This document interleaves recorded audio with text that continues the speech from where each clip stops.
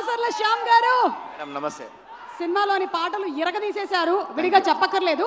మీకు కాంపిటీషన్ గా ఈ మధ్య హీరోలు కూడా పాటలు రాస్తున్నారు. లైక్ మన సిద్ధు జొన్నలగడ్డ, ఓ లిల్లీ రాసేశారు. మీకు అయ్యో నా పట్టుకొట్టేసరే అట్లాంటి ఫీలింగ్ ఏమైనా వచ్చింది? లేదండి. ఫస్ట్ ఆఫ్ ఆల్ అందరికీ హాయ్ అండి. టిల్లు కోసం మేము రాస్తున్నాము, కానీ టిల్లు తన కోసం రాసుకుంటే ఇంకా బాగుంటుంది కదా, అదే అనిపించింది నాకు. టిల్లు ఎంత ఫీల్ అయితే ఆ లిల్లీ గురించి రాసుకుంటాడు, అదే అనిపించింది నాకు.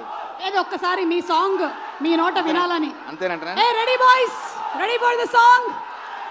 ఫస్ట్ పాటలో డీజే టిల్లు సాంగ్ని ఎంత హిట్ చేశారో ఈ సినిమాలో కూడా అన్ని పాటలు హిట్ చేశారో అందరికీ మరొకసారి థ్యాంక్స్ చెప్పుకుంటూ, బేబీ అంటూ పిలిచి బతుకు దోబీ ఘాటు చేశావే, డార్లింగ్ అంటూ గోకి గుండెల్లో బోరింగు దించేసినావే, పతంగిలా పైకి లేపి మధ్యల మాంజా కోసేసినావే, బలికా బకరాను చేసి పోషమ్మ గుడికాడ ఇడిసేసినావే.